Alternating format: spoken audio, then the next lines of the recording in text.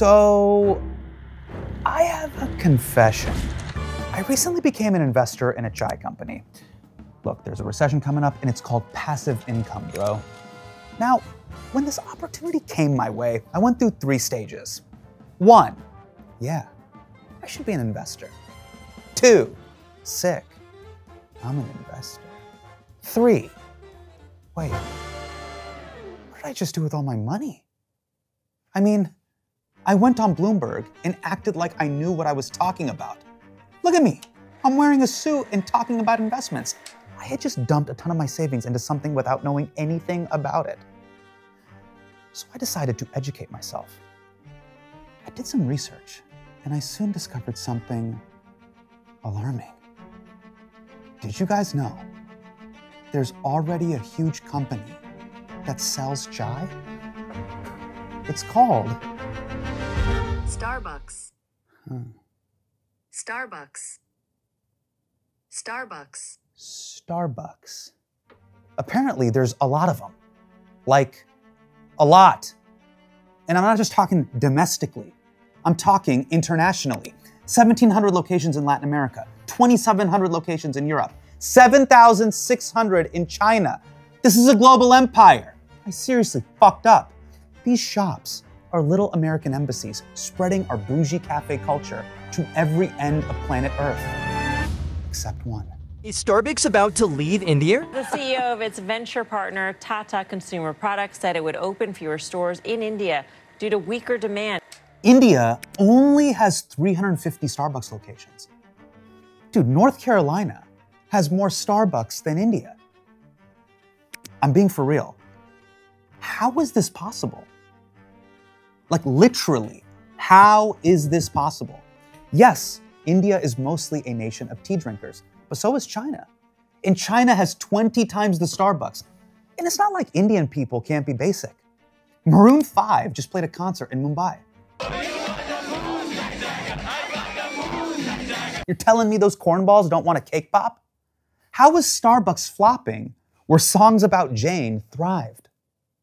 Well, I have a theory. And yes, it's about economics. But it's also about a clash between coffee culture versus tea culture.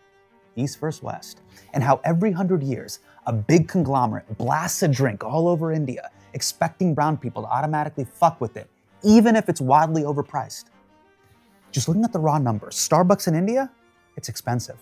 According to what economists call the Big Mac Index, look, I didn't make that up, it's fucking real, shut the fuck up.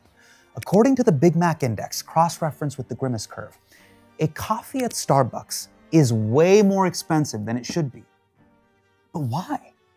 India is a working class country. They have to make it cheaper if it's ever gonna really catch on. But it turns out, Starbucks doesn't care about working class Indians. They are catering to India's growing middle class as a lifestyle brand. We will sell very high quality tea and chai tea in our stores, but I suspect that we're gonna do extremely well here. If you don't know Howard Schultz, he's the former CEO of Starbucks and the Seattle billionaire who's not on the flight logs. But this was his strategy. He wanted Indian yuppies vision boarding a Lambo with the caramel macchiato. Isn't that beautiful? Just a rainbow coalition of disposable income and zero taste. Was this a viable business strategy? Clearly not. But it made sense, because if Starbucks were to price their coffee competitively, they'd be going up against the far more available and more affordable masala chai, India's national drink. Most people in India wake up to this every morning. A cup of chai. Steaming, sweet, and milky. 2/3 of Indians drink chai every day. There are street vendors selling masala chai on every corner of that great nation. It is everywhere. It is a populist drink. And Indians are extremely particular about it. Just check the comment section. Now, to be fair, everybody's picky about their regional cuisine. New Orleans is picky about its gumbo. Texans are picky about their barbecue. And Cape Cod is picky about its oxy. But Indian chai is not like the chai that you've had in America. It's a tea brewed with milk and spices. It's savory with a bit of sweetness. It's complex, like my relationship with my parents, but also delicious, like my relationship with my cousin. And for how deeply ingrained into the culture it is, you would think that chai has been around for millennia. It feels like something Siddhartha discovered meditating under the Bodhi tree. But the crazy thing is, chai wasn't really a thing in India until the 1950s. Dude, Coca-Cola is older than masala chai. Dr. Phil, older than masala chai. By the way, just to be clear, we're talking about chai, which is different than tea. Tea is chai's 1.0 prototype and has been around forever. The British started cultivating tea in India during the 19th century, and of course, they were just exporting it. They didn't want those Indians drinking it. This is tea. This is a refined British drink made by Brits and for Brits. For over 3,000 years, China was the only country in the world that drank tea, and its impact on Chinese culture was enormous. Of course it's Chinese. The British stole tea from China because the Brits don't make shit. Their biggest exports are Wonderwall and disgraced children's authors. Now, it wasn't until the Great Depression hit and the Brits were stuck with a huge surplus of unsold tea that they were like, India, what's up? You guys want some? The British made a huge marketing push trying to sell tea in India. This was like their alpha brain. They called it a productivity tool. Tea fights fatigue. They lobbied factory owners to create a mandatory tea time just for their employees. By the way, mandatory tea time sounds like something Malcolm Gladwell punishes his kids with. And for those who wanted to see it, the implication was always there. With enough caffeine and enough hard work, if you drink enough tea, guess what, Indians? You might just become white. I mean, look at this guy. He looks like an extra from the Darjeeling Limited. Now, as you can imagine, Indians didn't like this. Gandhi himself was dissuading people from drinking it. To this day, my uncle still won't drink it out of spite. It was only when working class Indians started brewing tea themselves, remixing it with their style, using cheap discarded bits, mixing it with milk and spice, that they started making chai. The only reason tea took off in India is because it was needed to make chai. Masala chai was a reclamation.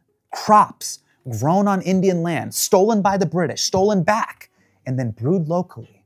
Its very existence was an act of defiance. And as you can imagine, the Brits didn't like this. They sent inspectors to shut down vendors that made masala chai. They put out ads with instructions on how to brew tea the right way. But the only tea that working class Indians wanted was masala chai because it was theirs. And it was really fucking good. So good that, get this, Westerners took it again, hijacked twice. Remember those Brits, the colonialists that wouldn't let Indians drink tea? Well, their hippie sons and daughters went to India in the 60s to find themselves and then ended up discovering, you guessed it, the Kama Sutra. Then, after they had a bunch of orgies, they were like, I gotta rehydrate, which is when they discovered masala chai. And they loved it. Small sidebar. You know how every white guy wants to be Japanese now? That was India in the 60s. Every generation, a new country becomes the birthright trip for art school white boys. You know the kind of white guys I'm talking about? The kind who practice dapping up their bodega guy at home. Now, to be clear, I'm not slamming these guys for enjoying a good drink. I'm happy. Cultural exchange leads to amazing things. Everybody's happy that the Beatles picked up sithars and made Sgt. Pepper's. But when something from one culture, like masala chai, is introduced to a new culture and then gets passed down for generations in that new culture, it creates mutations that you never could have imagined, which is how you get to the supervillain of our story, the sickly goulash that is. So I have my iced chai tea latte. The grande iced chai tea latte. This is the macro-friendly chai tea latte. First time trying a chai tea latte from Starbucks. That was delicious. Shut the cup up. Yes, please shut your cupping mouth, you cupping cup face. All over the world, the chai tea latte is a staple of Starbucks, even in India. You know what they call it on the Indian menu? A chai tea latte. And I know what you're thinking. I'm not going to belabor this point. Everyone has made this joke, from Hasan Minhaj to the Marvel Cinematic Universe. I love chai tea. What did you just say? Chai tea? Chai means tea. You're saying tea. We get it. My only question is, why call it the chai tea latte on the Indian menu? Why would Indian people want this? Why would Indians want overpriced hot Kool-Aid that's a knockoff of the real chai that they know is better? If you can't tell, there is a pattern emerging here. The West discovers/steals a drink, then sprays it all over India like some kind of liquid spore, be it burnt American coffee, stuffy British tea, or their very own mutated form of chai, in hopes that it will make their companies more profitable. At Starbucks, you can add 4 syrupy, satanic pumps of chai to anything and make whatever kind of fucked up Willy Wonka drink you want. Iced cherry chai latte, an apple crisp non-dairy cream chai latte. But it doesn't matter if you're getting a cookie butter chai tea latte or a matcha brown chai tea latte. It's all gonna taste the same because of Starbucks' favorite ingredient.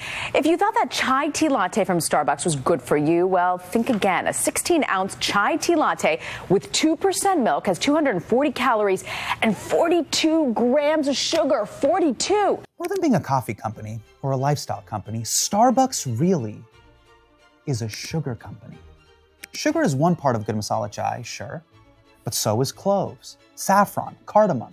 But no one in America actually knows how chai is actually supposed to taste because they make it with so much fucking sugar. A chai tea latte is basically diabetic, which is the most Indian thing about it. And look, I don't need some company to do a land acknowledgement with my drink order, but at least call it something else.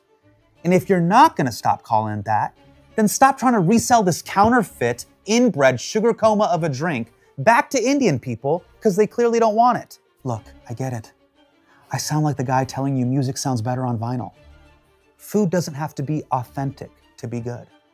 Your boy loves Taco Bell, but I don't eat Taco Bell and think it's real Mexican food.